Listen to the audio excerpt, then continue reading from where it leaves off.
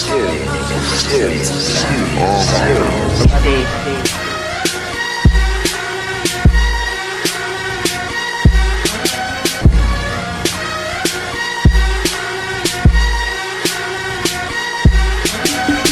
what's up guys, Herman from India's Finest, and today we are reviewing the Dewbauchee Vagner, the latest supercar add-in to GT5 Online.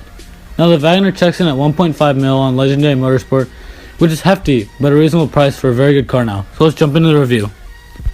Now since the Vagner is the first car we'll review, we have to establish a baseline for the supercar class.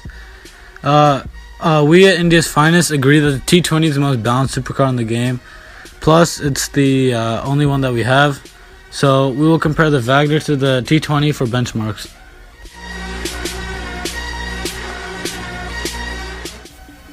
Now, during the quarter mile test, the Vagner storms out to a 10.86, which is extremely quick for it being rear-wheel drive. But comparing it to the T20's all-wheel drive makes it unfair, as the T20 checks in at a quarter mile at 10.1 seconds, which is an extremely good time. But back to the Vagner, its rear-wheel drive makes it hard to get off the line, but once it does, it generates much more speed than the T20. And nearly catches it in the quarter mile. In the 0 to 60 range though, the T20 registers it at a 2.36, an extremely quick time, as it edges the Vagner, as the Vagner registers its time at 3.16. What this shows is what is already known. The T20 only edges out the Vagner due to its comparable horsepower and its all-wheel drive system, allowing it to grip and launch a lot better than the Vagner. But where the Vagner goes super sane is when the race is elongated. It is able to blow by the T20 during the drag race, and registers a higher top speed at 120 miles per hour on flat surface, while the T20 checks in at 110. Although the Vagner's brakes are very impressive, it loses to the T20 by a small margin.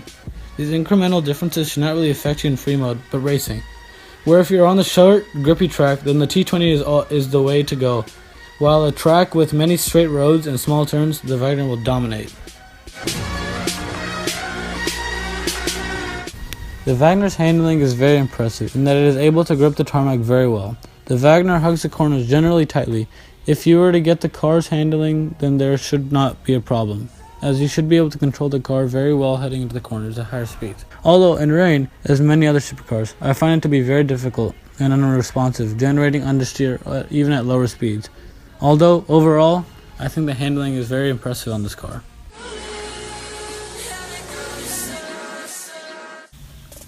The Vagner takes 11 shots to catch fire, but 13 to fully explode from a heavy shotgun, meaning its durability is very good. The T20 catches fire in 6 shots, but blows in 13. So take that as you will, because the damage durability has many variations in free mode. And the price point of 1.5 million is quite an amount. Is it worth it? Hell yes. It is a must buy for 1.5 million. It is a steal with a great look to the car.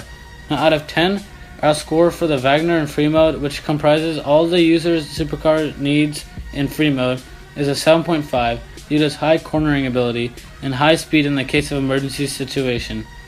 But its downsides are the durability of the car and the fact that the car only has a small amount of customization. Now its racing score is 8.5 due to the car being able to dominate in high cornering tracks, but it lacks in generally straight line tracks. Therefore, for the price, this puts it at a very great value and a must buy if you can afford. Alright, thanks all of y'all for tuning in to another video of ours. Hope y'all have a great rest of the week, and comment any concerns and or feedback. Leave a like if this guide helped you decide whether or not to buy this car, and subscribe if you really appreciate our videos and all of our effort to put this together. This is Herman from India's Finest, and I'm signing out.